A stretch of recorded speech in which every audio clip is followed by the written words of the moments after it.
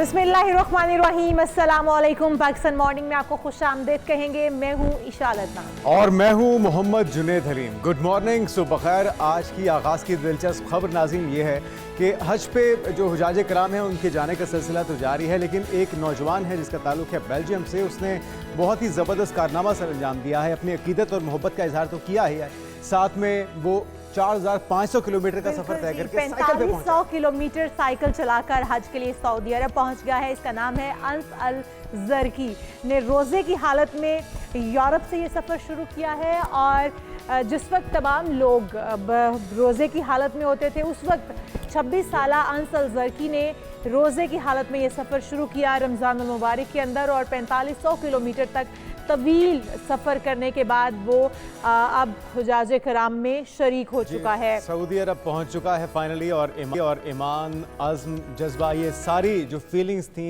इसके लिए इसका होना बहुत ज़रूरी है। एक शानदार मिसाल कायम की है रमज़ान मुबारक का। नाज़रीन, मुक़द्दस महीना, जब सारी दुनिया जिस तरह से आप भी बता रही हैं कि रोज़े की हालत में होते हैं और वो ऑलरेडी एक मुशक्क़त का काम है, एक आजमाइश, आपकी रूटीन डिस्टर्ब होती है, तो ऐसे में इस नौजवान ने ये जो अज़्म ज़ाहिर किया है, ये अपनी मिसाल आप है। बिल्कुल जी। रोज़े की हालत में ये मुक़द्दस सफ़र शुरू किया उन्होंने। ऑस्ट्रेलिया, इटली, बोस्निया समेत कई ममालिक को अबूर करते हुए रोज़ाना औसतन 100 किलोमीटर साइकिल चलाते रहे। और रोज़े की हालत में वैसे ही साइकिल चलाना इतना मुश्किल काम है। और फिर उसके बाद मक्का मुकरमा का उन्होंने रुख किया। और अंस ने बताया कि ये ख्वाब था, एक नेमत है, मैंने कई रातें मसाजिद में बसर की हैं, ये सफ़र आसान नहीं था, मगर ईमान और सब्र ने हर मुश्किल को आसान बना दिया। और फाइनली जब वो पहुँचे हैं सऊदी अरब, तो हलत अमार बॉर्डर पर पहुंचने पर उनका शानदार इस्तकबाल किया गया है रिवायती अंदाज में, फूलों से, अरबी कहवे के ज़रिए। क्योंकि वहाँ पे जब बॉर्डर के लोग मौजूद थे, जो सिक्योरिटी फोर्सेस के जवान मौजूद थे, वो देखकर अनस को हैरान रह गए कि इतना लंबा सफ़र करके कोई शख्स यहाँ पर पहुँचा है। हज परमिट उन्होंने फिर दिखाया उनको, और क्लियरेंस के बाद वो अंदर दाखिल हुए हैं। तो हमारी ढेरों दुआएँ हैं अनस के लिए। अल्लाह ताला इस एफ़र्ट को कबूल फरमाए, आपकी हाज़िरी को कबूल फरमाए। और तमाम हुजाज कराम जो इस हिजाज़ मुक़द्दस के सफ़र पर पहुँच रहे हैं, इस पाक मकाम पे, एक पाक धरती के ऊपर, अल्लाह ताला के ज़रूर इस फ़र्ज़ की अदायगी के लिए अल्लाह ताला इन तमाम की इबादत को कबूल फरमाए, इनकी मुश्किलात को आमीन आमीन। और हम ये कहते हैं, हम ये मानते हैं कि लोग जो है वो बुढ़ापे में हज के लिए रवाना होते हैं, लेकिन आप देखें इस बच्चे का, इस जवान का जज्बा ईमानी कि 26 साल की उम्र में उसने इतनी मेहनत के साथ और इतनी शौक़ और लगन के साथ, मोहब्बत और अकीदत के साथ अपने इस सफ़र को चुना। यकीनी तौर पर ये अपने अंदर एक मिसाल है। हम आते हैं अपने टॉप 5 स्टोरीज़ की तरफ नाज़रीन। सबसे पहले बड़ी खबर जो है, गुज़िश्ता रोज़ की हुकूमत पाकिस्तान ने ऑपरेशन बुनियानुल मरसूस की आला हिकमत अमली पर जनरल आसिम मुनीर को फील्ड मार्शल के ओहदे पर तरक्की दे दी है। तो इस पर तफसील से आगाज़ में बात करेंगे। और इसके बाद आपको बताएंगे PSL 10 अपने इख्तितामी मरहले की तरफ गामजन है। इस्लामाबाद यूनाइटेड और कोयटा ग्लैडिएटर्स की टीमें क्वालिफायर 1 मैच में आज आमने सामने होंगी। तो देखते हैं कि कौन सी टीम ज़्यादा भारी साबित होती है। फिर आपको बताएंगे मजहर मसूद ने वर्ल्ड ताइक्वांडो वाटा चैंपियनशिप में गोल्ड मेडल जीत लिया है। ये ज़बरदस्त संगी मील इन्होंने किस तरह से अबूर किया, कितने हरीफ थे, कितना टफ था ये कंपटीशन, और किस तरह से यहाँ तक पहुँचे, ये सारी तफसीलात आज के प्रोग्राम का हिस्सा होंगी। उसके बाद आपको बताएंगे कि CSS इम्तिहानात के लिए उम्र की हद में बड़ी रियायत दे दी गई है।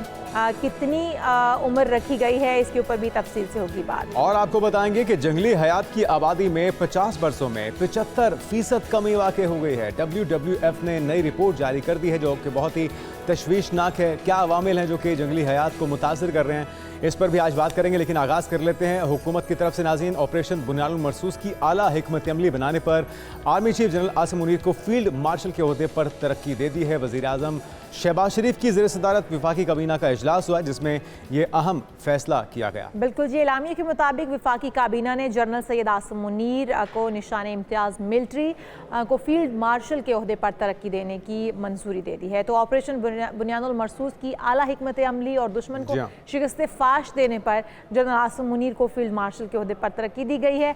और हमारे साथ मेहमान भी हमारे मौजूद हैं। मेजर रिटायर्ड मिसम रजा, दिफाई तज्जियाकार, वेलकम टू शो कहेंगे मिसम साहब आपको। और मेजर साहब, जिस तरह से सारा हमने देखा बुनियानुल मरसूस को, जिस कामयाबी के साथ हमारे बरी, बहरी, फ़ज़ाई तमाम जवानों ने मिलकर इस मकाम तक पहुँचाया और दुश्मन के दांत खट्टे किए, यकीनी तौर पर ये हकदार थे हमारे army chief general Asim Munir इसके, जो कि उन्हें ओहदा दिया गया है। क्या कहेंगे इस पर आप? बिस्मिल्लाहिर्रहमानिर्रहीम। बहुत शुक्रिया इस पाकीज़ा मौजू के ऊपर आपने मुझे अपने साथ जोड़ा है। अ, जितनी भी अप्रिसिएशन इस वक्त हमारी फोर्सेस को, चाहे वो पाक फौज हो, पाकिस्तान नेवी हो, पाकिस्तान एयरफोर्स हो और उनके सिपा सलारान, जितनी भी अप्रिसिएशन उनको दी जाए वो कम, क्योंकि मैं समझता हूं कि पिछले 78 साल से हमारी कौम का जो प्रेस्टीज है, जो ऑनर है, जिस लेवल पे इस ऑपरेशन और इस बैटल और इस वॉर के बाद गया है, जी। मैं नहीं समझता कि 78 साल में ऐसी कोई मिसाल इससे पहले मिली। और इस वक्त जो आसिम मुनीर साहब हैं, उनका न सिर्फ शुक्रगुजार हमारी पूरी कौम है, बल्कि पूरी उम्मत इस वक्त जो सेलिब्रेशन कर रही है वो उनको, उनकी थैंकफुल है। The way he conducted this operation, the way he took the initiative, the way he hold his cards, the way he charged upon enemy, everything was so perfect as far as the tactics is concerned, as far as the strategy is concerned। और सबसे बड़ी बात यह है कि ये जो उनको प्रमोशन कल फेडरल गवर्नमेंट में दी गई है, it is more than welcome. लेकिन एक बहुत बड़े स्कॉलर गुजरे हैं, निकोल मैकविली, बहुत बड़े डिफेंस स्कॉलर गुजरे, उनकी एक सेइंग मुझे आज याद आ रही है। ही सेड कि it is not the rank which honour a person, it is the person who honour that rank. बड़ी और बात। ये आज उसकी मिसाल मुझे पूरी होती नजर बिल्कुल बिल्कुल सही कह रहे हैं मेरे साहब। यकीनी तौर पे जो कारनामा उन्होंने संजाम दिया है, जिस तरह से शिकस्त फाश का सामना हुआ भारत को, वो अभी तक सख्ते में है। और हमारी सेलिब्रेशन तो चल ही रही थी, और साथ में ये जो उस सेलिब्रेशन को 4 चांद लगाए हैं सिविल गवर्नमेंट ने, क्योंकि एक मिसाल मिलती है, फील्ड मार्शल अयूब खान को भी ओहदा दिया था, लेकिन उनके ऊपर उसको मुतनाज़ बनाने की कोशिश की जाती है, वो एक अलहदा बहस है। लेकिन बहरहाल आम लोगों की फ़हम के लिए, अगर फील्ड मार्शल की क्या जिम्मेदारियाँ होती हैं, किन सर्कमस्टांसेस में, किन वजूहात की बिना पे ये ओहदा दिया जाता है, ज़रा लोगों की आगाही के लिए अगर आप बता सकें। देखिए, इसकी जो हर फौज की एक बड़ी खूबसूरत हायरार्की है, and it starts from a second lieutenant. जब एकेडमी से आप पास आउट होते हैं तो आपको सेकंड लेफ्टिनेंट का ओहदा दिया जाता है, और सेकंड लेफ्टिनेंट से लेके फील्ड मार्शल तक जितनी भी प्रमोशंस हैं उनके प्री रिक्विजिशंस हैं जो पूरी करनी होती हैं आपने, और अगर वो न पूरी करी जाए तो आपकी प्रमोशन नहीं हो सकती। तो मैं अब वक्त की किल्लत की वजह से सिर्फ फील्ड मार्शल की प्री रिक्विजिशन पे आता हूं, और उनमें से एक है कि you should be commanding multiple commands. अच्छा, 2016 से पाकिस्तान आर्मी को 3 कमांड्स में डिवाइड कर दिया गया था ड्यू टू बेटर कंट्रोल, और उस वक्त इंसर्जेंसी का भी और उस वक्त टेररिज्म का भी बहुत ज्यादा आर्मी उस वक्त फेस कर रही थी। तो सदर्न कमांड, सेंट्रल कमांड और नदर्न कमांड में 3 हिस्सों में उसको तकसीम किया गया था, और आज भी उन तीनों के कमांडर्स हैं। अच्छा, इस चीज का इल्म जो है, पहले चूंकि सिर्फ फौज में ही ये टर्मिनोलॉजीज यूज होती थी, तो आज मैं डिटेल में आपको बता रहा हूं। अच्छा, और अब चूंकि 3 कमांड्स हैं, तो उनको कमांड करने के लिए आप प्री रिक्विजिशन एक फील्ड मार्शल की बनती है। दूसरी, ये वाली प्री रिक्विजिशन पिछले वाले भी शायद पूरे करते होंगे। दूसरी pre requisition is very important कि आपने एक नेशन वाइड बड़ी जंग जीती हो। This is very important. अच्छा, अब जो अल्लाह पाक ने इज्जत बख्शी है आसिम मुनीर साहब को, ये पूरी कौम नहीं, सिर्फ इस वक्त पूरी दुनिया एक्नॉलेज कर रही है। बिल्कुल सही कह रहे हैं, बिल्कुल सही कह रहे हैं। मेरे साहब एक और चीज भी है, उम्मत मुसलमान उसको सेलिब्रेट कर रही है। बिल्कुल बिल्कुल सही कह रहे हैं मेरे साहब, ये बात बिल्कुल दुरुस्त है। और वैसे भी अपनी फोर्सेस को इस वक्त बहुत ज़रूरी है एक्नॉलेज किया जाना, उनकी हिकमत अमली को, उनके जज्बे को, और स्ट्रेंथन करना अपनी फोर्सेस को, ये बहुत ज़रूरी है। और ये मैसेज भी है दुश्मन के लिए कि हम अपनी फोर्सेस के साथ खड़े हैं और उनको हम इसी तरह से स्ट्रेंथन करते रहेंगे, और वो हमारे मुल्क की स्ट्रेंथ भी हैं। अगर बात कर लीजिए दीगर दो चीफ्स की, क्योंकि हमारे पास फ़ज़ाइया एयर चीफ भी हैं, हमारे पास बहरी चीफ भी हैं, तो अगर उनकी बात की जाए तो डेफिनेटली तमाम हमारे फोर्सेस ने ही मिलकर काम किया और जो हमारा प्लान था, मिशन था बुनियानुल मरसूस, उसको कामयाबी से हम कनार करवाया। समझते हैं कि आने वाले दिनों में जो हमारे एयर चीफ हैं उनके लिए भी कोई ओहदा अनाउंस किया जाएगा या फिर हमारे जो बहरी चीफ हैं उनके लिए भी? इसमें एक चीज आपको समझने की बहुत जरूरत है। मेरे all salutes to air chief and all salutes to naval chief. उन्होंने the way they prepared this war और जो जिस तरह उनके पायलट्स लड़े हैं, इसकी मिसाल दुनिया में नहीं मिलती। अच्छा, लेकिन यहाँ एक चीज समझने की जरूरत होती है कि वो होती है कमांडर इन चीफ। बैटल में जो कमांडर इन चीफ होता है वो बड़ी फौज का होता है। स्ट्रेटजी जितनी भी सारी प्लान की जाती है वो बड़ी फौज का कमांडर करता है, और बाकी जो दोनों फोर्सेस होती हैं वो इन सपोर्टिंग रोल होती हैं कि अटैक में, प्री अटैक में, पोस्ट अटैक में जो है हमें एयर सपोर्ट कहाँ चाहिए होगी, एयर कम्बैट कहाँ चाहिए होगी, दुश्मन को आपने डाइवर्जन ऑफ अटेंशन कहाँ देनी है, हमारा काउंटर प्लान कहाँ से जाना है, नेवी को कब इंडल्ज करना है, कहां तक नेवी को इंडल्ज करना है, एयरफोर्स को कहां तक, कितनी डेप्थ तक हमने सुपरियॉरिटी लेनी। ये सारी प्लानिंग जो होती है, एक स्ट्रेटेजिक पूरा प्लान जो होता है उसको कमांडर इन चीफ करता है। एंड कमांडर इन चीफ जो है वो मिलिट्री फोर्सेस, जो ग्राउंड फोर्सेस होती हैं, उनको होता है। सही। और ये एक जॉइंट एफर्ट होती है, इसमें कोई शक नहीं है। बट वॉर में एक कमांडर का होना, वन कमांड का होना बड़ा जरूरी होता है। और जीत और हार, ये दोनों चीजें उस कमांडर इन चीफ बिल्कुल, और ये सारी चीजें वो डिजर्व करते हैं। बिल्कुल मेजर साहब, जिस तरह से फील्ड मार्शल का ओहदा देने के बाद और जिस तरह से एयर चीफ मार्शल की मुद्दत मुलाजमत पूरी होने के बाद उन्हें भी तौसीह दी गई है, ये मोराल को बढ़ाने में, जवानों के पूरी अफवाज के, तमाम बरी बहरी और फ़िज़ाई फ़ौज के मोराल में इजाफा करने के बायस कितना बनेगा? और थोड़ा सा अगर हम तबसरा कर लें पड़ोसी मुल्क में, जहाँ पे अभी तक सफ़े मातम बिछा हुआ था, अभी तक वो अपने मीडिया को, अपने अपोजिशन को जस्टिफाई नहीं कर पा रहे, इन खबरों के बाद उन पर क्या गुजरी होगी? ज़रा उनके भी तो खबर लेनी चाहिए हमें, पड़ोसियों की। मैं बड़ा अच्छा सवाल किया आपने। इसमें कोई शक नहीं है कि पहले आपके सवाल का जो पार्ट है कि हमारे जो आर्मी चीफ साहब को प्रमोशन दी गई है और एयर चीफ साहब की मुद्दत मुलाजमत जो है वो बढ़ाई गई है। इसमें दोनों का मुराद जो है वो down the forces, down the lines, हर रैंक के जी कल शाम राब्ते में हूँ, तो I receive thousand and thousands of people are so happy in the ranks.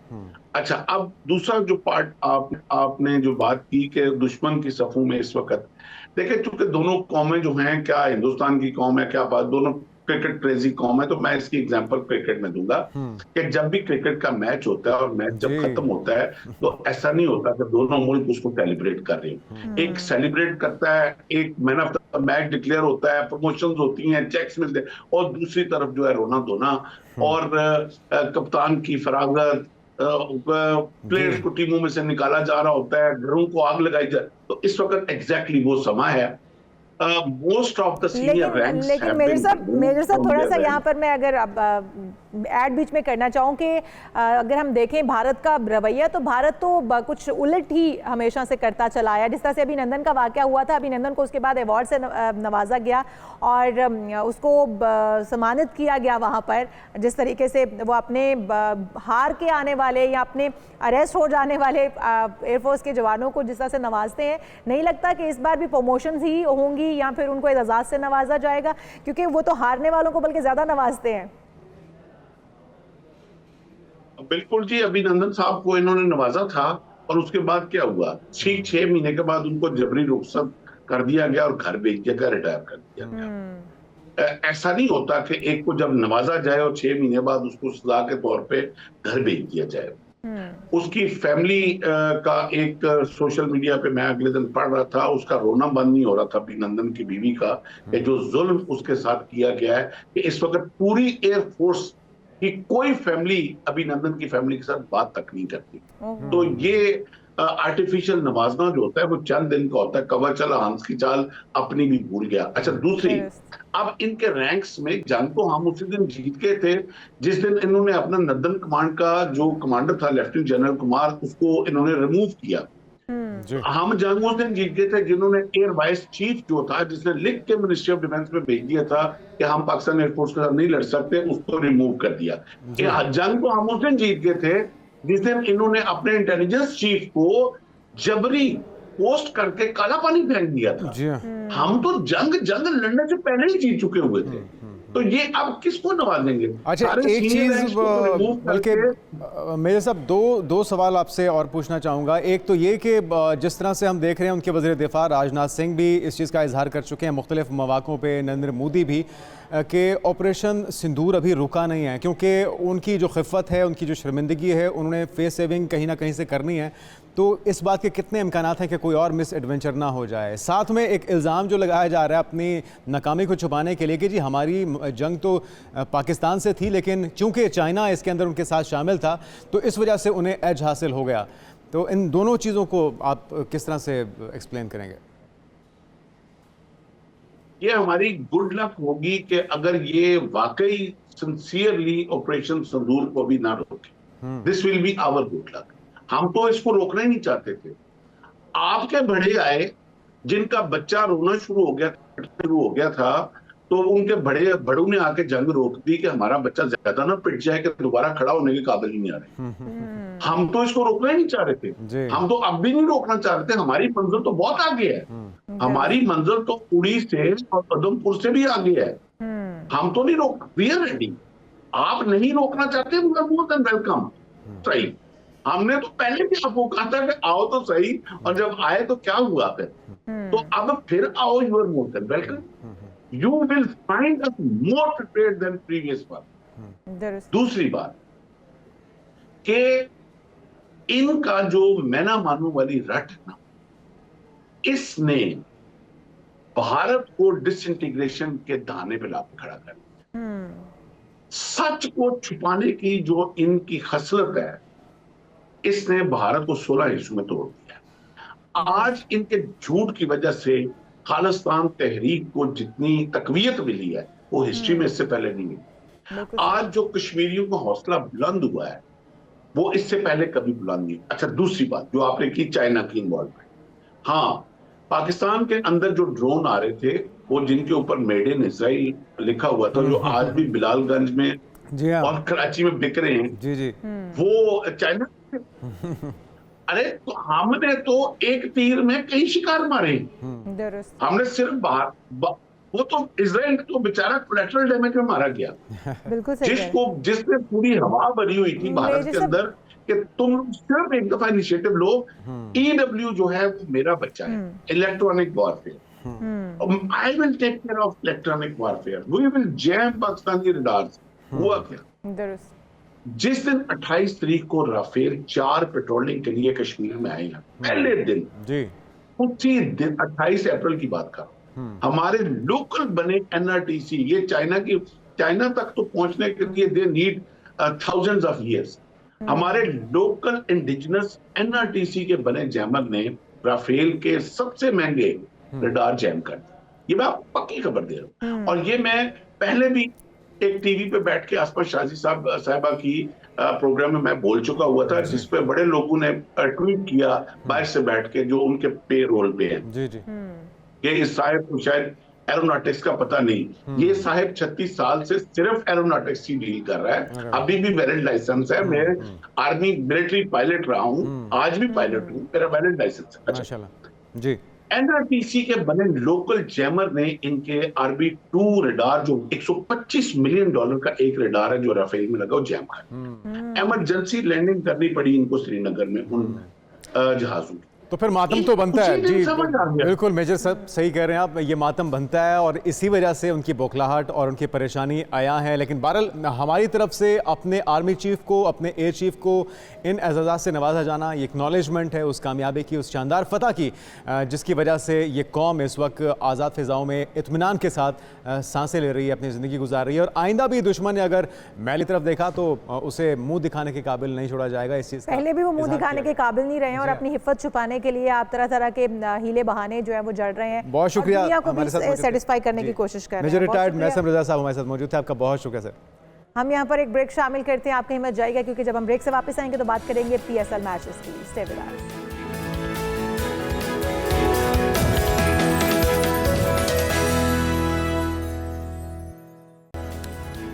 नाज़रीन वेलकम बैक। और अब बात हो जाए आपकी मेरी हम सब की पसंदीदा चाय की, जिसका आज आलमी दिन मनाया जा रहा है और इससे मशरूब जो है, मशरूब की मुर्शद के तौर पे भी जाना पड़ता है। अच्छा, ये मुर्शद है? जी जी वाह। और हम सब गर्मी हो सर्दी हो, हमें चाय के बिना कुछ नज़र नहीं आता और चाय हमें तरोताज़ा कर देता है और मकबूल तरीन मशरूब की हैसियत इख्तियार कर चुकी है चाय। तो मुल्क में चाय हमारी सकाफत का हिस्सा भी बन चुकी है। कोई आ जाए तो हम सबसे पहले क्या करते हैं, चाय जो है वो बनने के लिए रख देते हैं। क्या पूछते हैं, चाय पानी पियेंगे? कोई कहीं से आ रहा है, कोई कहीं से जा रहा है। और जिस तरह आपने बताया कि मौसम इस पे डिपेंड नहीं करता। हाँ, अगर बारिश हो जाए, मौसम सुहाना हो या ठंड हो, तो इसके मज़े में कई गुना इजाफा हो जाता है। अच्छा, हमारी चाय कितनी अच्छी है, कितनी लजीज है, इसके मोतरफ तो हमारे हमसाए भी हैं जो कि हम अभिनंदन को कैसे भूल सकते हैं। टी इज फैंटास्टिक, वो तारीखी जुमला जो कि आज भी इंडियन सुनते हैं तो उनका तो रंग लाल पीला हो जाता है, लेकिन हमारा जो है खून बढ़ जाता है। तो सुनिए क्या कहना था अभिनंदन का हमारी चाय के बारे में। I hope you like the tea. The tea is fantastic. Thank you. I hope you like the tea. The tea is fantastic. Thank you. I hope you like the tea. The tea is fantastic. Thank you. I hope you like. वैसे जितने जहरीली इनकी personality थी, इनके मुंह से भी ये जुमला बहुत अच्छा लगा। अच्छा, लेकिन इनको ब्लैक कॉफी देनी चाहिए थी, जो इनका हुलिया है और जो इनका। लेकिन देखे ना, हम मेहमान नवाजी अपनी साबित करते हैं। पाकिस्तानी हमेशा मेहमान नवाज पाए जाते हैं, बल्कि हम तो जिसको कहते हैं ना कि 80 कप चाय इस बार बना के बैठे थे, आपको पता है? क्योंकि हमें पता लगा कि 80 फ्लीट्स पर मुश्तमिल उनका एक पूरा कॉन्वॉय आ रहा है। लेकिन हुआ ये कि वो उन्होंने हिम्मत नहीं की, उन्होंने कोशिश नहीं की, मेहमान नवाजी का मौका ही नहीं दिया। तो हमने वहीं से उनको तिया पांचा करके वापस भिजवा दिया, भगा दिया। अच्छा, चाय के ऊपर क्योंकि ये एक तहजीब भी है और मशरूब भी है एक फेमस तरीन, तो इसके ऊपर एक पैकेज तैयार किया हमारी टीम ने, पहले वो देखते हैं। जनाब, तो चाय तो कई इकसाम की होती है, कभी मटकी वाली चाय होती है, कभी कार्डिमम चाय होती है, तो इसी तरह कभी मसाले वाली भी चाय होती है, मसालेदार चाय होती है, कभी दूध तेज और पत्ती पता नहीं क्या पत्ती ठोक के और मीठा कम करके भी चाय होती है। तो चाय तो बहुत तरह की होती है और आज चाय का आलमी दिन भी मनाया जा रहा है। हम आगे बढ़ते हैं और आप बात कर लेते हैं कुछ PSL 10 की। अपने इफ्तिताही मरहले में क्योंकि दाखिल हो चुका है और इस्लामाबाद यूनाइटेड और पहले क्वालिफायर राउंड है। और आपको बताएं कि वो दो टीमें जो मेरे ख्याल में सबसे ज़्यादा डिजर्व करती हैं, वही अब इस वक्त आमने सामने होंगी। इस्लामाबाद यूनाइटेड और क्वेटा ग्लैडिएटर्स की टीमें क्वालिफायर 1 मैच में आज आमने सामने होंगी। बिल्कुल सही कह रहे हैं, यही दोनों टीमें डिजर्व करती हैं क्योंकि एक टीम ऊपर से नीचे आई है और एक टीम नीचे से एकदम से ऊपर गई है। तो हमारे साथ अहमद कुरैशी मौजूद है, स्पोर्ट्स तज्जियाकार। वेलकम टू शो कहेंगे अहमद आपको। अहमद, क्या समझते हैं कि इन दोनों टीमों में से, क्योंकि दोनों तगड़ी टीमें अब तस्वुर की जा रही है, इस्लामाबाद भी के वापस फॉर्म में आ चुका है, तो क्या समझते हैं कौन सी टीम अब इनमें से फाइनल में जाने वाली है? देखिए, दोनों टीम्स काफी वेल बैलेंस्ड हैं और वेल इक्विप्ड हैं T20 के डायनामिक्स को सामने रखते हुए। क्वेटा ग्लैडिएटर्स का ये है कि मैं उनको जिस तरह का उनका स्क्वाड है इस सीजन में बड़ा हाईली रेट करता रहा हूँ ओवरऑल, क्योंकि अगर आप उनके तमाम बॉक्सेस देखें तो वो ठीक हैं। एक, उनकी बैटिंग में बहुत ज्यादा डेप्थ है, ऊपर हसन नवाज से लेके मोहम्मद आमिर तक एक अच्छी खासी लंबी बैटिंग ऑर्डर है उनका। उसके बाद फिर उनकी फास्ट बॉलिंग भी बहुत जबरदस्त है, कंप्लीट फास्ट बॉलिंग है, स्पिनर्स उनके पास अच्छे हैं। सो आई थिंक ये Quetta no doubt performance wise भी और परफॉर्मेंस ऑब्वियसली इस वजह से क्योंकि उनका स्क्वाड जबरदस्त था, तो स्क्वाड वाइज भी वो टॉप टीम रही है थ्रू टूर्नामेंट और यही वजह है कि वो पॉइंट्स टेबल पे भी नंबर 1 पे है। इस्लामाबाद यूनाइटेड ने क्योंकि शुरू से जब इस्लामाबाद यूनाइटेड को लगा कि हमने अपनी पोजीशन सिक्योर कर ली है प्लेऑफ के लिए, तो तब उन्होंने कुछ जो मिड के मैचेस थे उनमें अपने यंग जो उनके टैलेंट था, जो बेंच स्ट्रेंथ थी, उसको आजमाया। उस चक्कर में उनकी परफॉर्मेंस के अंदर एक डिप आया और इस्लामाबाद यूनाइटेड ने फिर बैक टू बैक मैचेस हारे, लेकिन जी। ये जो गैप आया है, गैप और जब इस्लामाबाद यूनाइटेड वापस आई है तो ये पहले वाली इस्लामाबाद यूनाइटेड लग रही है। तो दोनों टीम्स बैलेंस हैं, बिल्कुल दोनों ऐसे ही है। टीम्स का खेलने का अंदाज है। तो ये तो एक आई थिंक ये टफ एक मैच अच्छा हो होने जा रहा सकता है, इसमें तो कोई शक नहीं। अच्छा, बात आपने क्या क्वेटा फाइनल में जाता हुआ आज मैं क्वेटा को देखता हूँ। बिल्कुल ठीक है, बिल्कुल ठीक है। और वो अगर अच्छा खेलेंगे तो डिज़र्व करते होंगे, तो ज़ाहिर बात है आगे जाएंगे। अगर आप किससे पूछा जाए कि आपने इस्लामाबाद और क्वेटा में तो बता दिया कि क्वेटा के चांसेस ज़्यादा आपको दिखाई दे रहे हैं, कराची और लाहौर में आपको क्या लगता है कि कौन आगे की तरफ जाएगा? देखिए, कराची की टीम को एक एडवांटेज ये है कि उनकी जो ओवरसीज प्लेयर्स हैं वो बहुत ज्यादा चेंज नहीं हुए। उनका कॉम्बिनेशन टीम तो ऑलमोस्ट वही है जो ये वॉर कॉन्फ्लिक्ट वाले जो इंसिडेंट्स हैं इनसे पहले का था। सो उनके कॉम्बिनेशन पे ज्यादा असर पड़ा नहीं है। लेकिन लाहौर को हमने देखा है कि वो बड़े मैचेस में एक तो परफॉर्म तगड़ा करती है, दूसरा जिस तरह से लास्ट मैच उन्होंने पेशावर ज़ल्मी को आउट क्लास किया है, चाहे बैटिंग हो बॉलिंग हो। तो मुझे ये लगता है कि अच्छा कंपटीशन होगा, लेकिन बड़े मैचेस में अगर दोनों टीम को कंपेयर करें तो लाहौर की परफॉर्मेंस जरा ज्यादा बेहतर तरीके से आती है, खासतौर पे कराची की जिस तरह की परफॉर्मेंस रही है इस्लामाबाद यूनाइटेड के अगेंस्ट और लाहौर की पेशावर ज़ल्मी के अगेंस्ट। तो आई थिंक कि लाहौर के चांसेस ज्यादा हैं ये मैच जीतने तो का। आप कोयटा को और लाहौर को देख रहे हैं फाइनल के अंदर। हमारी भी दिली ख्वाहिश ये है कि लाहौर जीते और लाहौर जो है वो फाइनल अपने नाम करे। बहरहाल टीमों के ऊपर डिपेंड करता है हमारी ख्वाहिश से क्या होता है। अहमद, अगर हम थोड़ा सा बात कर ले पीसीबी की, तो पीसीबी ने इस बार फिर से बैटिंग हो गए, बॉलिंग होगी, फील्डिंग होगी, कोचेस की तलाश शुरू कर दी और इश्तिहार भी इस हवाले से दिया है। पीएसएल लगता है कि जिसको टैलेंट हंट करने के लिए भी प्लान किया जाता है और इसके अंदर से बहुत सारा टैलेंट निकलता भी है। लगता है कि इस बार टैलेंट निकला नहीं है, या फिर जो लड़के खेल रहे हैं उनके अंदर इतनी पोटेंशियल मौजूद नहीं है जिसकी वजह से अब इश्तिहार दिए जा रहे हैं, अब नए कोचेस बॉलिंग फील्ड के लिए लोग लड़के जो है वो रखे जा रहे हैं। देखिए, पहली बात तो ये है कि टैलेंट तो यंग टैलेंट तो तब सामने आएगा ना जब आप यंग टैलेंट को प्रॉपर मौका भी देंगे। अब मतलब क्वेटा की टीम में ख्वाजा नाफे बेचारे को आपने लास्ट मैच में चांस दिया, उसने वहां पे अपने आप को मनवा लिया, डिलीवर कर दिया। और भी अगर आप टीम्स को देखें, पेशावर ज़ल्मी में जिस तरह महरान मुमताज को कोई चांस नहीं मिला, सुफियान मुकीम ने मैचेस नहीं चले, सुफियान ऑलरेडी पाकिस्तान के लिए खेल चुका है, लेकिन महरान मुमताज को कोई चांस नहीं मिला।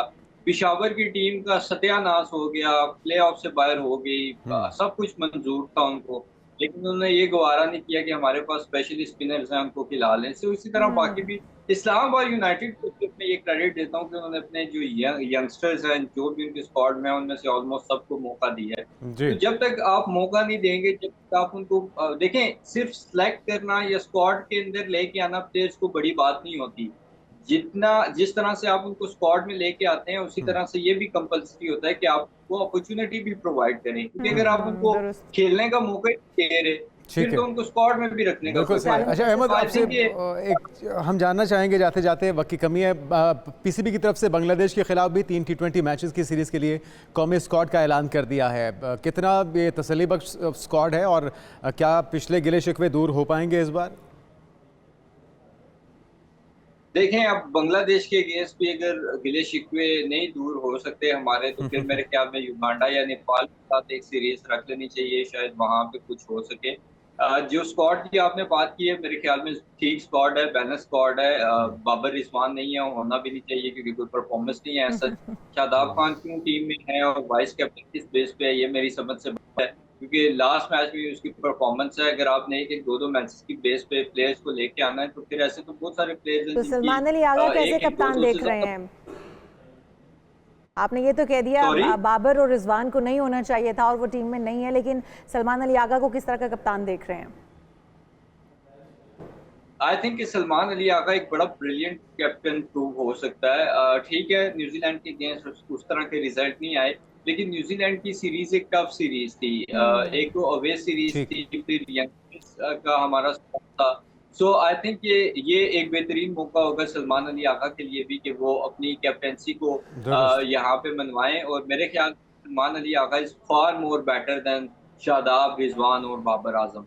होप सो जी, उम्मीद करते हैं कि जो सारी शिकायतें हैं क्रिकेट शायकीन की भी वो भी इस इवेंट में दूर हो। वही आपकी वाली बात कि बांग्लादेश के खिलाफ अगर गिले शिकवे दूर नहीं होने तो फिर कब होने हैं। बहुत शुक्रिया, अहमद कुरैशी हमारे साथ मौजूद थे। नाज़रीन, PSL इख्तितामी मरहल की तरफ जा रहा है और एक्साइटमेंट लोगों की बढ़ती जा रही है। जनाब, यहाँ पर एक ब्रेक शामिल करेंगे और ब्रेक के बाद आपको मिलाएंगे मजहर मसूद से, ताइक्वांडो चैंपियन से। लेकिन एक ब्रेक के बाद आप कहीं मत जाएगा, स्टे विद अस।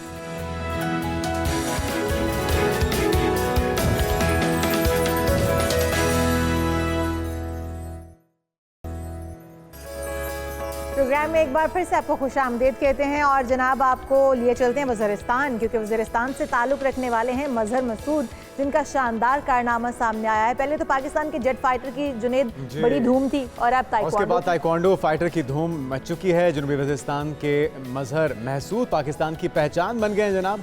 तो मसूद ने जो कारनामा सर अंजाम दिया है, बुनियादी तौर पे जापान के शहर ओसाका में होने वाले वर्ल्ड ताइक्वांडो वाटा चैंपियनशिप में गोल्ड मेडल उन्होंने जीत लिया है। तो सबसे पहले मजहर आपको मुबारकबाद देते हैं हमारी टीम की तरफ से, पूरी पाकिस्तानी कौम की तरफ से। कितने कंटेस्टेंट थे, कितने मदे मुकाबिल थे आपके और कितना टफ ये मुकाबला रहा आपके लिए?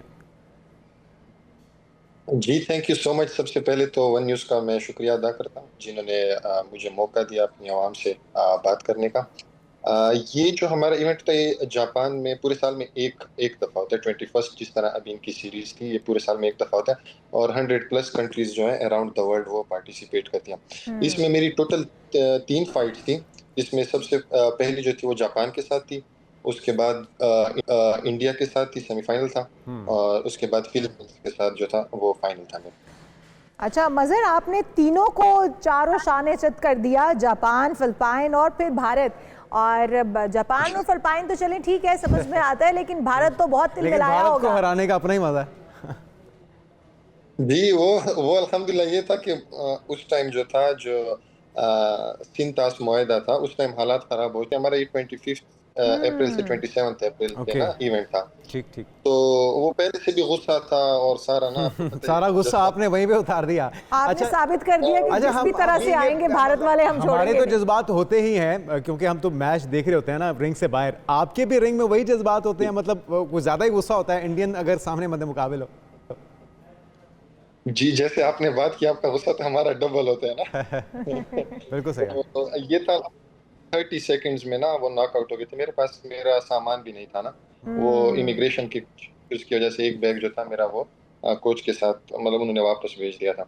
वही जो मेरे हरीफ थे इंडिया से, उनकी टीम ने ना मुझे दिया था सारा जो सेंसर्स और हमारे शीन आर्म्स होते हैं।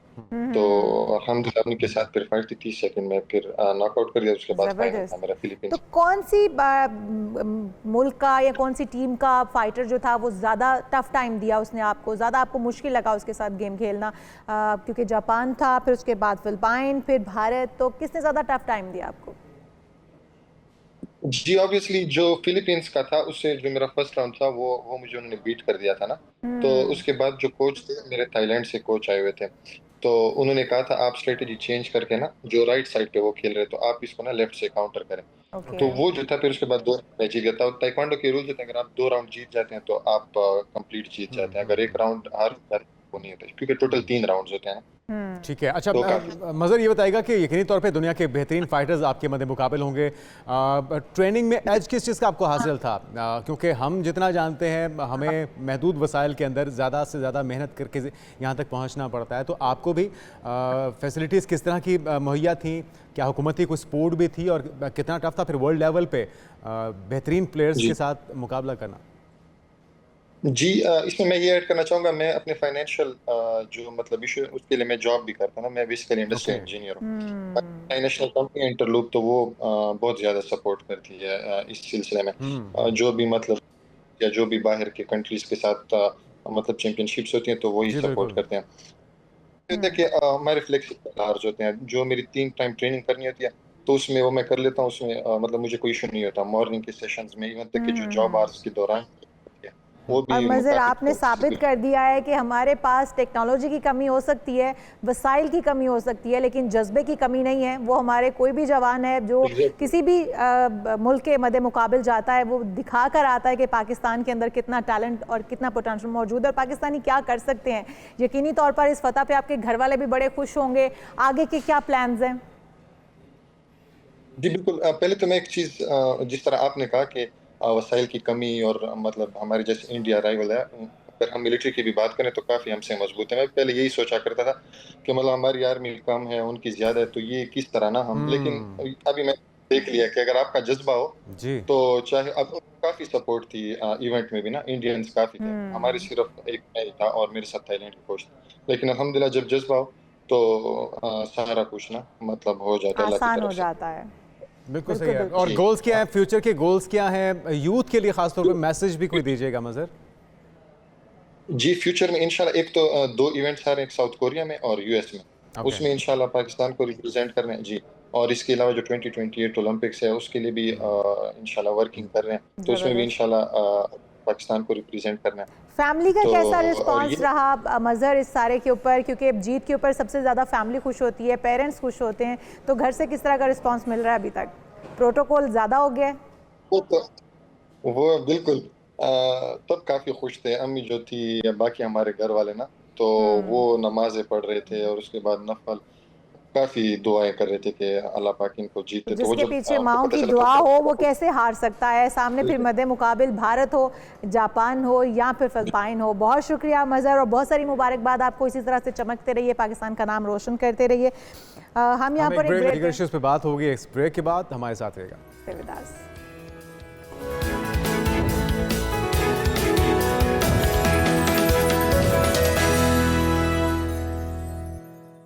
Welcome back. एक बार फिर से आपको कहेंगे खुश आमदीद, सुबह बखैर। और बात हो जाए कुछ पढ़ाई के मैदान की। CSS इम्तिहानात के लिए उम्र की हद में नाज़रीन एक बड़ा रिलीफ दिया गया है, रियायत दी गई है। पहले ही उम्र की हद थी 30 साल, अब इसे बढ़ाकर 35 साल कर दिया गया है। बिल्कुल जी। और ये उम्र की हद बढ़ाने की ज़रूरत क्यों पेश आई? 30 साल के अंदर जो काम हो सकता था उसको 35 साल हद कर दी गई है कि अब जो लोग रह गए थे 30 साल की उम्र में, वो अपना CSS नहीं कर सके हैं, अब उनको मजीद वक्त दिया गया ताकि वो 35 साल की उम्र तक अपना CSS मुकम्मल कर लें।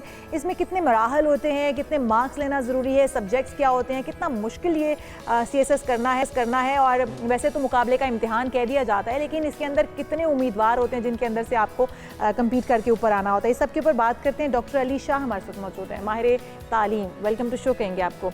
आपसे हम इसलिए भी आपको बुलाते हैं कि आप माहिर तालीम हैं, आप ही हमारी रहनुमाई करें और हमारे देखने वालों की भी रहनुमाई करें कि किस तरह से CSS के अंदर आपको पार्टिसिपेट करना है। पहली बात तो हम यही जान लेते हैं कि एजुकेशन कितनी होनी चाहिए, ग्रेजुएट होना चाहिए, और उसके बाद आप CSS के लिए इलेक्ट हो सकते हैं या आप उसमें पार्टिसिपेट कर सकते हैं। जी, thank you very much once again for inviting मी।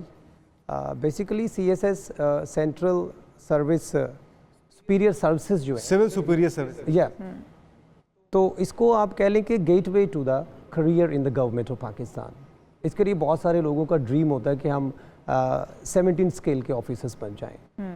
अगर हम बात करते हैं इसकी कि इसमें तालीम की क्या हद है, तो उसके लिए 14 साल तालीम जो है, आप किसी भी सब्जेक्ट में, आप IT में करते हैं, आप मेडिकल में करते हैं, आप लॉ कर लेते हैं, तो 14 साल जो तालीम है वो बहुत ज़रूरी है। राइट। उसके बाद आप जितना मर्जी पढ़ लें, आप CSS कर सकते हैं। ठीक। राइट। उसके बाद इसका है क्राइटेरिया क्या है।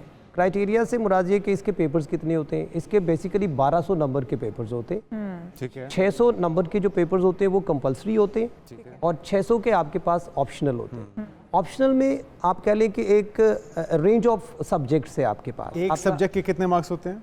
100 मार्क्स का। ठीक है। और कितने सब्जेक्ट्स इसमें होंगे? अगर इसमें टोटल 12 सब्जेक्ट्स बनते हैं। 6 जो होते हैं वो कंपलसरी होते 6 हैं ऑप्शनल और 6 ऑप्शनल होते हैं। राइट। और जहाँ तक नंबर्स की बात है, तो वो जो आपके कंपलसरी सब्जेक्ट्स हैं उसमें आपको 40% लेने पड़ते हैं, ठीक है। और जो ऑप्शनल है उनमें 33% आपको पास करने होते हैं। आपको 50% मार्क्स लेके पास होना होता है। 50%। ये तो आपका रिटन एग्जामिनेशन है। ठीक। जब हम बात करते हैं वाइवा की, तो वाइवा जो होता है वो 300 नंबर का होता है, Okay. और वाइवा में एक स्टूडेंट को 150 नंबर लेना जरूरी, कम अज कम। कम से कम 150 नंबर लेना जरूरी होता है। 50% ही आप जी बिल्कुल ऐसा है। 50% लेके आप इस अहल हो जाते हैं, आप एलिजिबल होते हैं कि आप इंटरव्यू भी दे सकते हैं, और इंटरव्यू में आप 150 लेके एक 17 ग्रेड के ऑफिसर बन जाते हैं। ठीक। राइट। उसके बाद आपका एरिया ऑफ इंटरेस्ट है कि आप सब्जेक्ट्स की तरफ अगर आप आ जाएं कि कंपलसरी जो आपने 6 सब्जेक्ट्स बताए, ये कौन कौन से हैं, और जो ऑप्शनल हैं उसमें कितनी ऑप्शंस आपके पास होती हैं? जी, ऑप्शंस तो बहुत ज़्यादा है। ठीक है। और कंपलसरी कंपलसरी में आप कह लें कि इसमें इंग्लिश का है, ठीक है, इंग्लिश प्रेसी है, उसके बाद इंग्लिश ऐसे है, उसके बाद इस्लामियात ऐसे है। का अलग एक कंपलसरी सब्जेक्ट। जी बिल्कुल बिल्कुल ऐसे ही है। उसके बाद जनरल साइंस है, और जो इस्लामियत है उसमें ये होता है कि जो मुस्लिम्स हैं उनके लिए इस्लामियत है और जो नॉन मुस्लिम है उनके लिए एक ऑप्शन होता है कि वो अपनी मर्जी का एक सब्जेक्ट रख सकते हैं। और जो ऑप्शनल होते हैं उसमें बहुत सारे लोग जो होते हैं वो हिस्टोरिकल बैकग्राउंड उनका बहुत अच्छा होता है और वो चाहते हैं कि हम हिस्ट्री के हवाले से अपने जो ऑप्शनल सब्जेक्ट्स हैं उनको चूज़ करें। और जो लोग जिन लोगों का इंटरेस्ट नहीं होता तो उसमें आप कह लें कि पॉलिटिकल साइंस है, लॉ है, मेडिकल है, वो इस तरह के सब्जेक्ट्स को चूज़ करते हैं। यहाँ पे एक और बड़ी खूबसूरत बात है कि हमारे यहाँ जो राइटिंग स्किल्स होती है ना बहुत सारे लोगों की वो अच्छी नहीं होती, तो जो हिस्टोरिकल बैकग्राउंड वाले वो आते हैं अगर तो उनकी राइटिंग स्किल्स बहुत अच्छी हैं, वो बहुत अच्छा लिख सकते हैं, तो फिर वो उनको हिस्टोरिकल बैकग्राउंड के साथ आना चाहिए। बाकी जो है लॉ है, उसके बाद पॉलिटिकल साइंस है या पॉलिटिक्स है, इंटरनेशनल रिलेशंस है, हाँ, तो उसमें ज़रा कम लिखना पड़ता है, उसमें एक्सप्लेनेशन थोड़ी एनालिसिस कम करने पड़ते हैं, तो उनके लिए ज़रा वो हेल्पिंग। अच्छा डॉक्टर साहब, अगर हम मार्क्स की बात करें, जैसे आप कहते हैं 50-50% इसमें मार्क्स लेने पड़ते हैं, वाइवा हो गया या फिर आपके जो कंपल्सरी सब्जेक्ट्स हैं उनके अंदर भी आपको 50-50% मार्क्स लेकर आपको आगे इंटरव्यू के लिए आप एलिजिबल हो जाते हैं कि अब आप इंटरव्यू दे सकते हैं।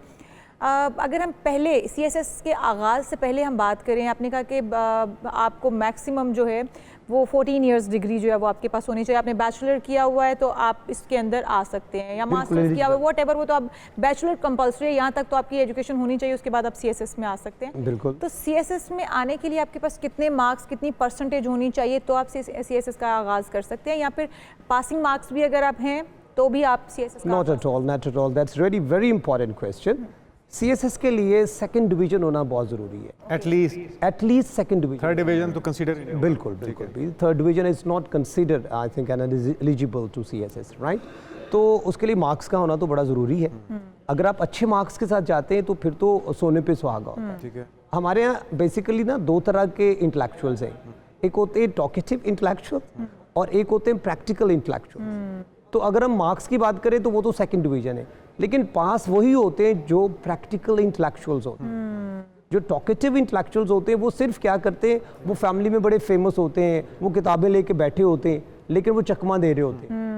ठीक है डॉक्टर साहब, हम CSS की बात कर रहे थे कि कितने अरसे में इसको मुकम्मल कर लिया जाता है और कितना टाइम एक स्टूडेंट को, एवरेज स्टूडेंट को लगता है, और एक बड़े अच्छे जो ब्रिलियंट स्टूडेंट है उसको टाइम कितना लगता है? तो आपने बताया कि 3 महीने में भी कर सकता है स्टूडेंट, और बिल्कुल। एक चीज़ उसमें और भी डॉक्टर साहब से पूछ लेते हैं कि इसकी मुद्दत में भी अब इजाफा किया गया 5 साल, साथ में अटैम्प्ट्स में भी। पहले 3 अटैम्प्ट्स थी, अब उससे 5 अटैम्प्ट्स करने की तजवीज़ भी ज़ेर गौर है, तो ये कितना बेनिफिशियरी हो सकता है? ये बेनिफिशियल बहुत ज़्यादा हो सकता है। सबसे पहली बात तो ये कि सबसे जो बड़ा बेनिफिट होगा उन लोगों के लिए होगा जो स्ट्रेस का शिकार हो जाते हैं 3 अटैम्प्ट्स के बाद। वो इंटेलेक्चुअल्स होते हैं, उनमें एबिलिटीज़ होती हैं, लेकिन हम उनको इन 3 अटैम्प्ट्स की वजह से मिस कर जाते हैं। वो मैनेजमेंट का हिस्सा, वो पॉलिसी मेकिंग का हिस्सा नहीं बन सकते, और उसकी वजह से आप लोगों ने देखा होगा कि कहते हैं कि यार इसने CSS अटैम्प्ट किया था, उसके बाद पता नहीं इसको क्या होगा। तो सबसे पहले तो वो, और एक और बड़ी जो बेनिफिशियल बात है वो पता क्या है, वो ये कि क्रिमिनल जो सिचुएशंस हैं वो कम होगी, क्योंकि हमारा जो यंगस्टर है जब वो इस तरह की एक्टिविटी उनको मोटिवेशन मिलेगी, उनको एक 5 साल तक वो बिजी रहेगा, तो कम से कम उसके सामने एक टारगेट होगा। ठीक है। वो टारगेट के पीछे भागे कि ना कि क्रिमिनल सोच के पीछे। बिल्कुल सही। अच्छा डॉक्टर साहब, एक और चीज़ हम आपसे जानना चाहेंगे, क्योंकि हम देखते हैं कि बड़े ही मतवस्त तबके का एक नॉर्मल घर आने का बच्चा और एक बड़े अमीर वेल ऑफ फैमिली का बच्चा भी CSS कर रहे हैं, तो क्या CSS की फ़ीस इतनी नॉर्मल, इतनी मिनिमम है कि कोई भी कर सकता है, या फिर बहुत भारी भरकम फीसें आपको अदा करनी पड़ती है? जी, मैं आपको बड़ी इंटरेस्टिंग बात बताऊँ, ये बगैर फीस के भी हो सकता है। अच्छा, बगैर फीस के? CSS बगैर फीस के भी, काबिलियत शर्त है, इसके लिए सिर्फ काबिलियत की ज़रूरत है। और जहाँ तक बात है अफोर्डेबिलिटी की, तो जिन लोगों के पास पैसा है वो जाते हैं वेल ऑफ प्लेसेस पे जाते हैं, वहाँ पे ACs लगे होते हैं, जनाब आपको क्या कमाल का प्रोटोकॉल मिलता है, और आप 4 लाख रुपया देते हैं, कहते हैं जी 4 माह की तैयारी है, वो कहते हैं जी 6 माह के लिए तैयारी करवाएंगे, हमें 4 लाख जमा करवा दें, और एक बच्चा बिल्कुल झुग्गियों में बैठा होता है, उसके पास सिर्फ और सिर्फ आजकल के दौर में चूँकि मोबाइल का दौर है, इंटरनेट का दौर है, तो वो झुग्गियों में भी पहुंच चुका है। तो वो एक विलेज में, गांव में बैठ के, कच्चे मकान में बैठ तैयारी कर सिर्फ एक क्लिक पे अपनी तैयारी। तो खुशाइंद इक़दाम है ये हुकूमत का नाज़रीन, और इसके अंदर 5 साल की तौसी की गई है, 30 साल से 35 साल इसकी हद की गई है। और जो एक और चीज़ ज़ेर गौर है वो ये कि 3 के बजाय 5 अटैम्प्ट्स पर 4 अटेम्प्ट अभी, चौथी। हाँ, अभी ज़ेर गौर है, हो सकता है कि इसको 5 तक ले जाया जाए। तो ये खुशाइंद जी, खुशाइंद बात है। जो लोग करना चाहते हैं CSS और मुकाबले का इम्तिहान पास करना चाहते हैं, वो आज से कोशिश शुरू कर दें। इंशाअल्लाह अल्लाह ताला उनकी कोशिशों में, उनकी मेहनत में रंग लाएगा। हम यहाँ पर एक ब्रेक शामिल करते हैं। डॉक्टर साहब आपका बहुत शुक्रिया, आपने जिस तरह से हमें नॉलेज हमारे साथ शेयर किया। यहाँ पर एक ब्रेक शामिल करते हैं और ब्रेक से वापस आएंगे तो बहुत सारे दीगर अहम इश्यूज अभी बाकी हैं। Stay with us.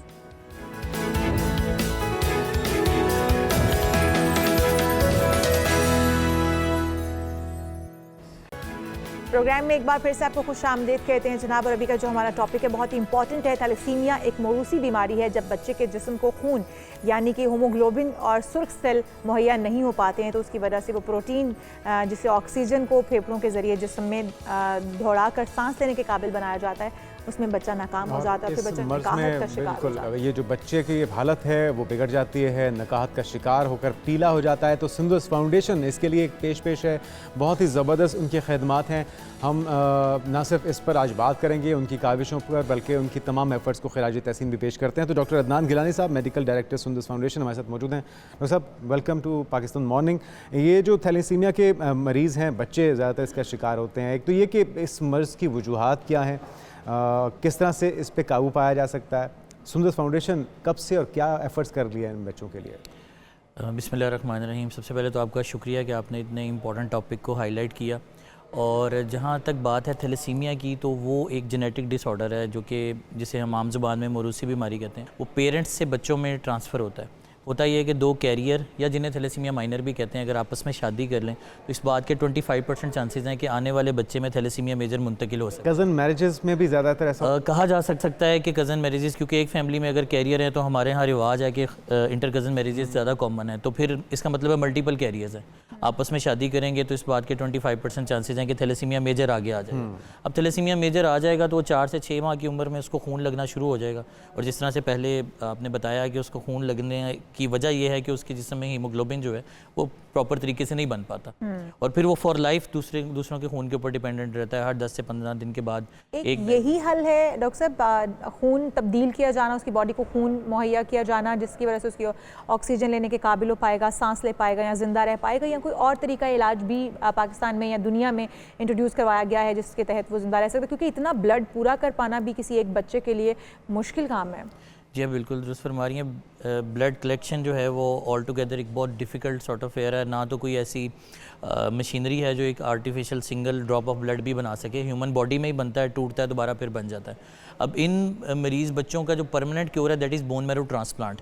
वो एक तो कॉस्टली बहुत ज़्यादा है, सेकंड ये है कि इसमें डोनर जो है वो पहला सिबलिंग हम लोग देखते हैं, पहला बहन भाई।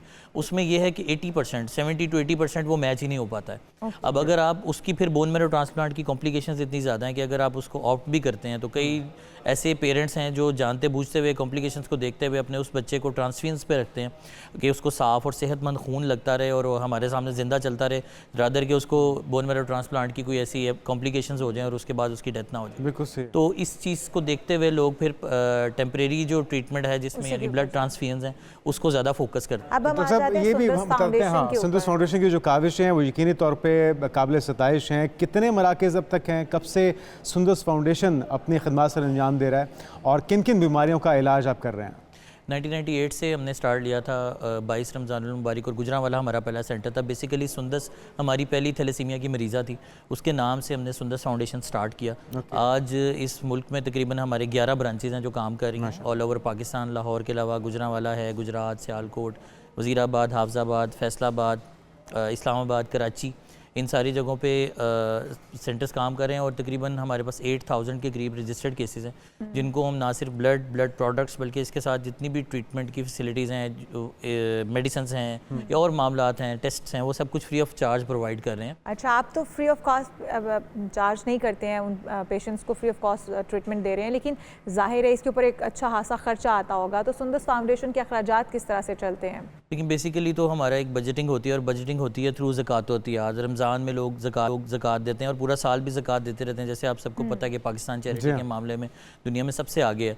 तो इस तरह के मरीज़ बच्चों के लिए भी लोग दिल खोल कर एहतियात देते हैं सुंदस फाउंडेशन को, और हम उन्हीं एहतियात से अगले साल का बजट बनाते हैं, ब्लड बैग्स खरीदते हैं, स्क्रीनिंग किट्स खरीदते हैं, और वही ज़कात इन मरीज़ बच्चों के लिए ज़िंदगी बनती है। अच्छा, हर साल जो है आपके पास कितने पेशेंट्स आते हैं और उन सब के लिए जितनी फंडिंग आपको अब तक मिलती है सालाना या माहाना के हिसाब से, और आप कह रहे हैं कि आप बजटिंग करते हैं, वो काफ़ी होती है? मुहैयर हजरात भी इसके अंदर ज़ाहिर है बढ़ चढ़ कर हिस्सा लेते होंगे, तो उसका तरीक़ाकार क्या होता है? देखिए, पेशेंट्स तो हमारे मुल्क में अभी रिसेंटली हम लोगों ने लेजिस्लेशन लेकर गए थे, उसको पास करवाया पंजाब असम्बली से भी, और वो रूल बनने के लिए जा रहा है कि हम शादी से पहले थैलेसीमिया का टेस्ट करवा सकें। इस साल सुंदस फाउंडेशन इसी स्लोगन के अंडर काम भी कर रहा है कि हम थैलेसीमिया फ्री पाकिस्तान को प्रमोट कर रहे हैं कि हम लोगों की स्क्रीनिंग करके इस डिज़ीज़ को ख़त्म करें। और जहाँ तक बात है कि कॉस्ट की, ये चीज़ें आपको पता है, डोनेशंस आप लोगों से रिक्वेस्ट करते हैं, लोग देते हैं, आती हैं, उसी पर ट्रीटमेंट चलता है। लेकिन बाज़ औक़ात ये वाले मामलात हो जाते हैं, जैसे ब्लड की शॉर्टेज हो जाती है या ज़कात व एहतियात के मसाइल बनते हैं, लेकिन हम लोगों से अपील जारी रखते हैं इसी तरीके से प्रोग्राम्स के थ्रू या लोगों तक पहुँच के रसाई करके, और इन मरीज़ों के लिए रिक्वेस्ट करते हैं और कोशिश ये करते हैं कि हमारा कोई भी ऐसा पेशेंट जो है किस तरीके से रिक्वेस्ट, ताकि टाइम भी शॉर्ट है तो जो देखने वाले हैं उनको कह सकें कि सुंदस फाउंडेशन को वो फंडिंग करें? देखिए, मैं रिक्वेस्ट करूँगा सबसे पहले तो ब्लड डोनेट करें, वो बहुत इंपॉर्टेंट फैक्टर है। वो चाहे किसी भी इदारे को, सुंदस को या किसी को भी, वो ब्लड ज़रूर डोनेट करें, और इसके साथ अपने ज़कात व एहतियात में सुंदस फाउंडेशन को याद रखें। आप किसी भी ब्रांच में नज़दीक हैं, आप हमें कॉल कर सकते हैं, आप हमारा नुमाइंदा आपसे जाके डोनेशन रिक्वेस्ट कर लेगा, और ऑनलाइन अकाउंट्स हमारे www.sundas.org। Thank you so much. Doctor Adnan Gilani हमारे साथ मौजूद थे। और नाज़रीन, बढ़ चढ़ के इस कार्य खैर में हिस्सा डालिए, क्योंकि आपकी जो एहतियात हैं किसी की ज़िंदगी बचाने के लिए इस्तेमाल हो सकते हैं। बिल्कुल जी। हम यहाँ पर एक ब्रेक शामिल करते हैं, आप कहीं मत जाएगा, स्टे विद अस।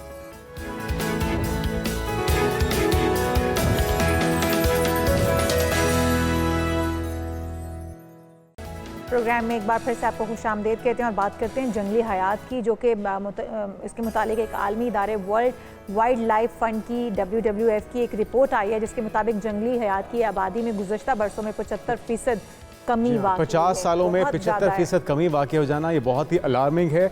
और इसके अंदर पाकिस्तान भी शामिल है। वजूहात क्या है, किस तरह से इस सूरत हाल को बेहतर कर सकते हैं? अल्तमश सईद, एनिमल एक्टिविस्ट, हमारे साथ मौजूद हैं, आपको वेलकम करेंगे।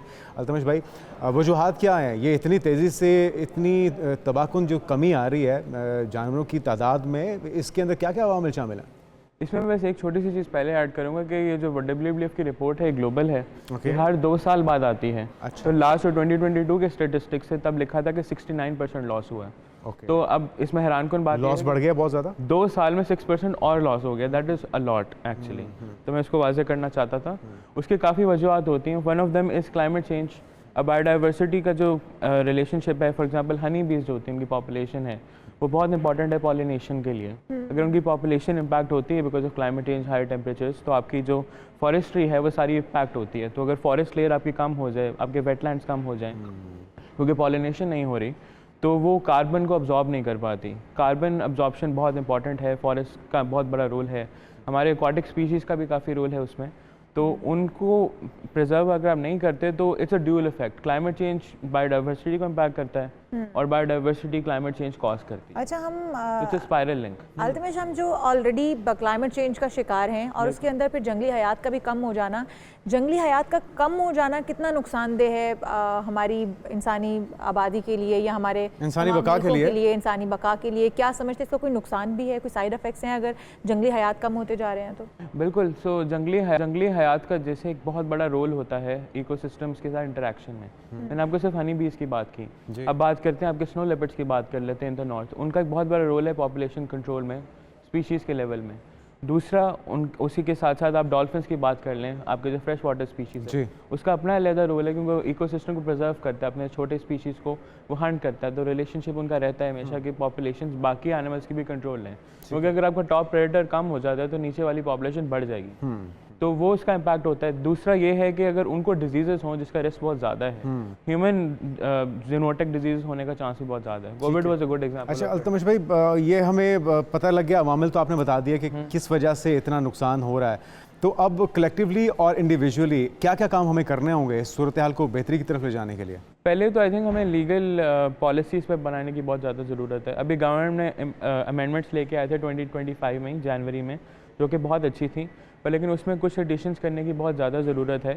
स्पेसिफिकली ये कि जो आपके कैप्टिविटी में जो आपकी वाइल्ड लाइफ है और वाइल्ड लाइफ की जो पर्सनल नीड्स हैं वो मीट किस तरह होती हैं। अब प्रॉब्लम ये है कि वाइल्ड लाइफ को आप एक कमरे में इस स्टूडियो में नहीं रख सकते, उसकी रिक्वायरमेंट सेपरेट, उसके लिए अपना एनवायरनमेंट बिल्कुल ऐसी, और वो एनवायरनमेंट बना नहीं सकते ना, मसला ये है। तो उस वजह से there are some limitations on what kind of animals we can keep. तो हमारे जो जूज हैं they need to actually be converted into rescue rehabilitation अच्छा, हमारे सेंटर्स। कुछ वाइल्ड लाइफ जो है वो आज़ाद भी फिरते हैं। आप तो उनकी बात करें जो कि हमारे जूज़ के अंदर या फिर हमारे डिफरेंट जगहों पर मौजूद हैं। शिकारियों को रोकना कितना ज़रूरी है, जो कि हंटर्स हैं, जो कि बाकायदा जाके मौसम के अंदर बहुत सारे खूबसूरत परिंदे हैं जिनको मारते हैं, बहुत सारे खूबसूरत जानवर हैं जिनको मार देते हैं, तो इनको भी रोकना, इनकी रोकथाम कितना ज़रूरी है? इसमें दो चीज़ें बहुत इंपॉर्टेंट है। फर्स्टली हमारे पास कानून है, कानून बेसिकली रेगुलेट करता है under schedule 1 of the Punjab wild life 1974 act कि आप इस पीरियड में इसको हंट नहीं कर सकते। उसमें पहला इशू ये है कि क्लाइमेट चेंज की वजह से जो उनके मेटिंग पैटर्न्स हैं वो चेंज हो चुके हैं, तो एट दिस पॉइंट वो स्केड्यूल क्लाइमेट चेंज के तहत रियलाइज नहीं है, तो उस वजह से हंटिंग आप गलत पीरियड्स में कर रहे हैं। दूसरा इसकी पार्ट ये है कि जो रेगुलाइज्ड हंटिंग होती है उसका फ़ायदा भी होता है, इट्स नॉट कम्प्लीटली बैड। जो आपके बहुत ओल्ड एनिमल्स होते हैं which are about to die, उनकी हंटिंग रेगुलेट होती है, उससे लाइसेंसेस इशू होते हैं और पैसे बनते हैं उसके जो कम्युनिटी को जाते हैं। फिर कम्युनिटी करती ये है कि उस पूरी पॉपुलेशन को प्रिजर्व करती है खुद, and there are very good examples of this. हमारे मारखुर का पॉपुलेशन प्रोग्राम है इन द नॉर्थ, हमारा तलोर का है, बिल्कुल ऐसे मुर्गाबियों का, तो वो रेगुलेटेड होती है। जानवर हैं। अल्तमश भाई, वक्त की कमी थी, लेकिन जो आपने बातें की लिया जाए तो मेरे ख्याल में जानवरों की नशोनुमा है, उनकी अफजाइश नस्ल है, उसको बचाया जा सकता है। बहुत शुक्रिया आपका। और बात हो रही है अगर जानवरों की, तो फिर मसनूई ज़हानत किस तरह इसमें पीछे रह सकती है, इसके ज़रिए नाज़रीन जानवरों की ज़ुबान का इंसानी ज़ुबान में तर्जुमा करने की कोशिशों का फाइनली आगाज़ हो गया, ताकि जानवर क्या समझ रहे हैं, क्या फील कर रहे हैं, क्या कह रहे हैं, उनको भी समझा जा सके, वो अपनी तकलीफ बयान कर सकें, हमारे साथ इंटरेक्ट कर सकें।